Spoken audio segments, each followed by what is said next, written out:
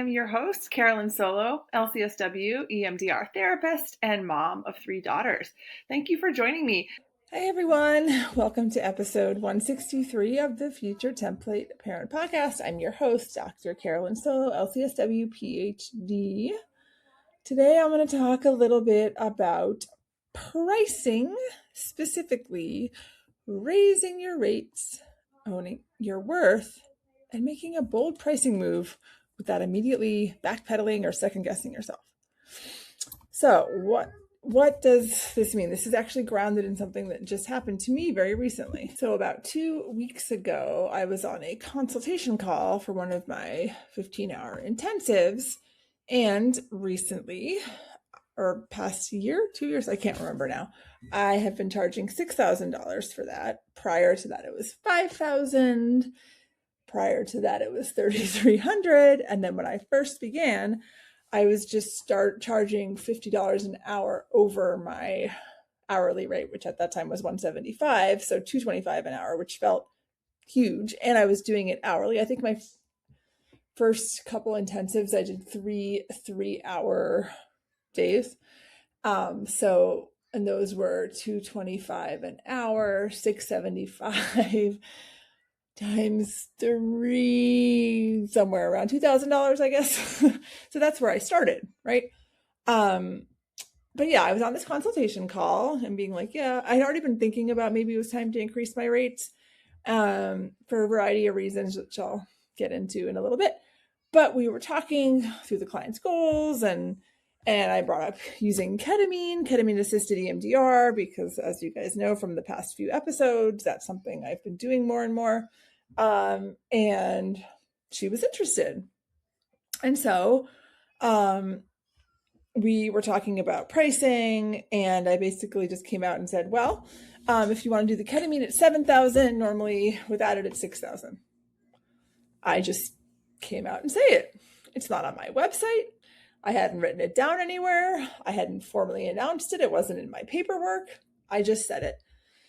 The client paused and said, let me think about it and I'll get back to you, which, is not uncommon with any intensive. So it wasn't like that surprised me, because I could tell she was genuinely interested. And a few days later, she emailed me, said, I want to do it. Deposit paid, agreement signed, and we scheduled it for October. $7,000 in 3 days, booked. I'm not trying to say, look at this big flex.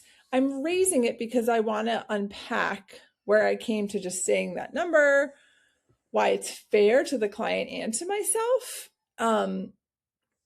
Talking a little bit about what unseen labor can go into an intensive and why that's something that I need to think about. And maybe I had not been thinking about it as much as I should. And building community with other high ticket EMDR intensive therapists is also part of what helped me make this jump. So this decision did not happen in a vacuum. It came to me thanks to my alumni group. So whenever someone completes any of my coaching programs or courses, or the certification cohort I'm about to start, or CIT cohort, you get invited into this alum community that I have. Right now, it happens to be an incredible group of all women who are all moms with ADHD. Like attracts like, right? So that's just how the group is. But I think that people who identify with those identities are drawn to working with me because I share all of those. So the energy and the synergy in this group is really off the charts. I know I've talked about it before, but it just bears repeating because it's been so powerful for all of us, even for me, the person who, quote, runs the group, right? I've gotten a lot out of it. So a few weeks ago, we were talking about raising fees for intensives. It came from the other people in the group, and they were sort of holding up a mirror to each other, challenging assumptions, sharing how they've come to their own pricing increases. One practitioner in particular runs retreat-style intensives in Western Massachusetts. Gorgeous area, has a lot of similarities to Northern Vermont, where I am. And she was walking through how she structures her days. She also does, she and I both do that retreat style. And a light bulb kind of went off, because she wasn't just counting the hours she spent sitting in the room with the client. she was talking about and factoring in the administrative load, the mental load, the energetic labor that happens outside of that time. And that really helps me think like, yeah, I'm not doing that enough. And she also said the business coach that she works with, who is not a therapist, and although I think there's a lot of value in having a therapist as a business coach, I thought this was an interesting perspective, because that coach was like, whoa, you should be charging way more for this. And I think you get that perspective when you step outside of your own field at times. And so that helps me think, get the wheels turning, like I should be charging more. And so when you surround yourself with people who are actively pushing their boundaries, claiming their value, it helps you see what's possible for you. It normalizes growth. It doesn't just make you feel like, your pricing needs to stagnate all the time. And if you're currently the highest priced person in the group of colleagues and peers that you have, or if your peer group is constantly complaining about like people don't want to pay this, or if you're feeling guilty about it because you are the highest priced person, I think you need to be in another space where you're going to be surrounded by those people. And if you're not certified, my certification cohort, which starts September 11th, that I'm running with Danique Bernier, is perfect for this, because we're not only going to get you your group certification hours and some individual, you'll also get business coaching included in it and be part of a group of other therapists that are thinking along these lines.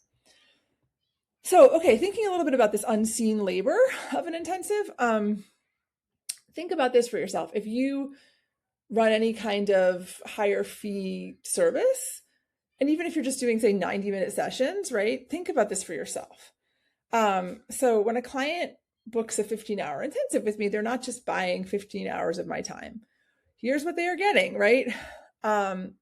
Concierge and logistics support. This colleague of mine from Western Mass mentioned this first, and it hit home.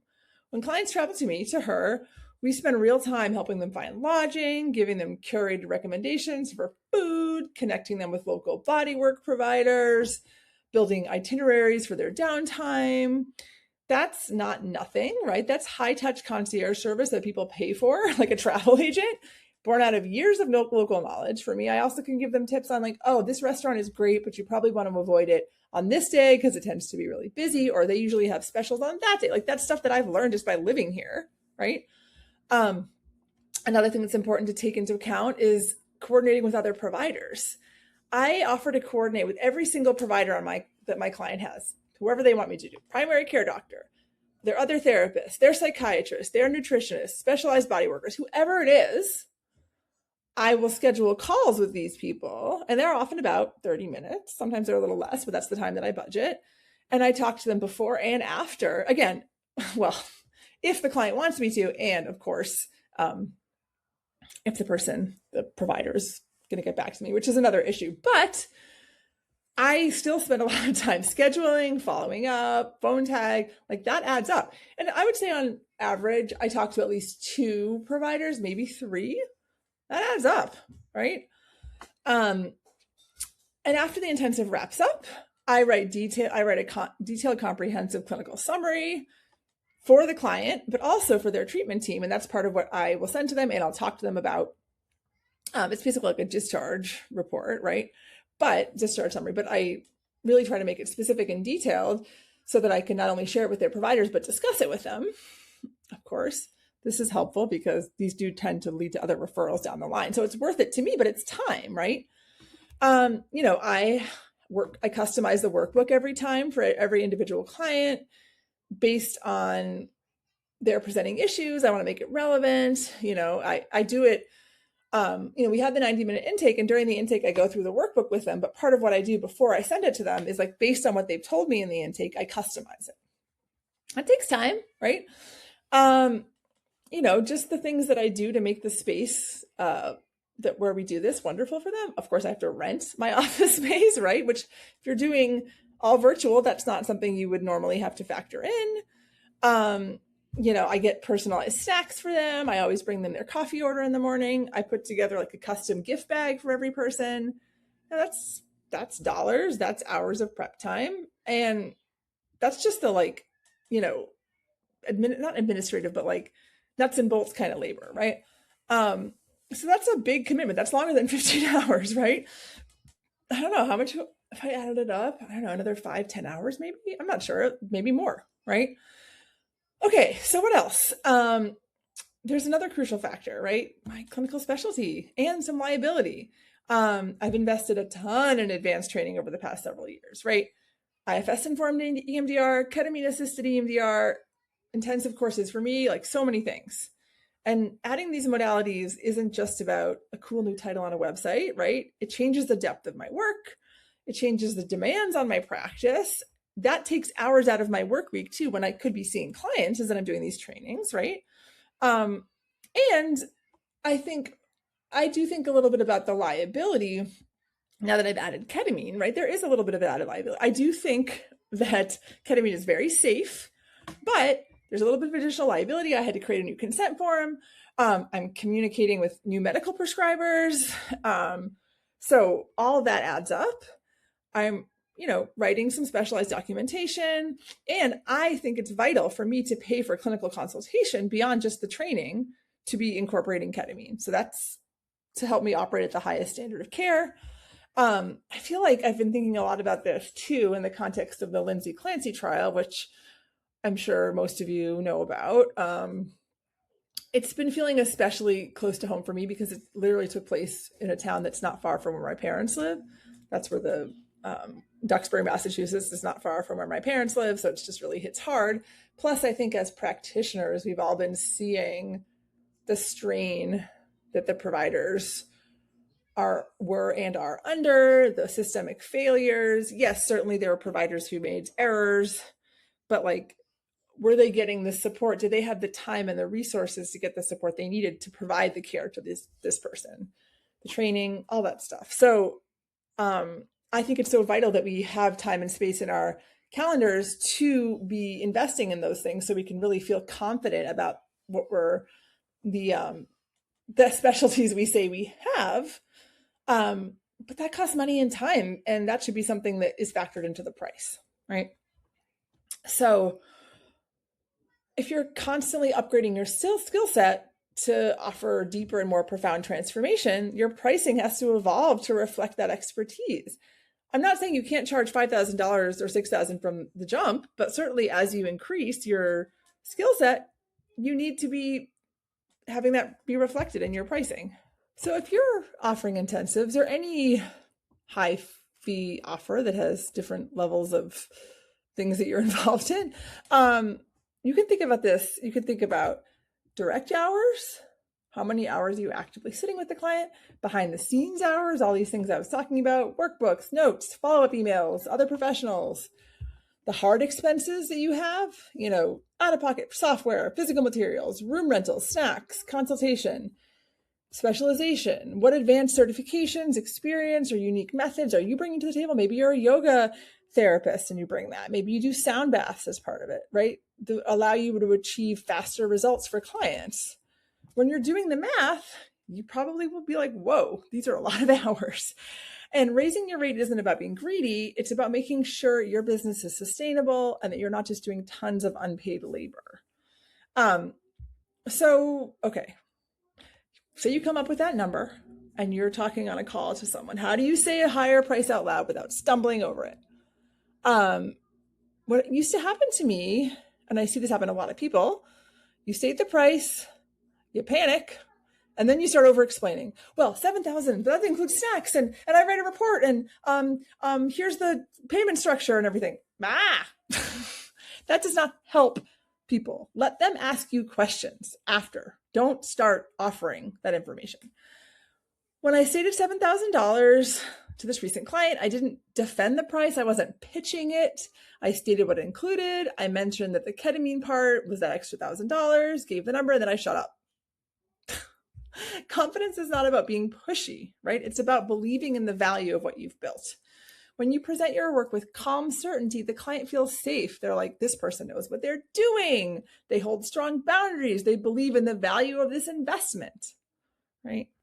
And like I was saying earlier, I didn't start at $7,000, right? Like about 4 years ago, when I did my very first intensive, I was just, the $225 an hour. And that felt scary, right? But now I'm at 7,000. It's been a process. It's a stair-step process. You don't jump from $100 an hour to $7,000 overnight, right? Not per hour, but total.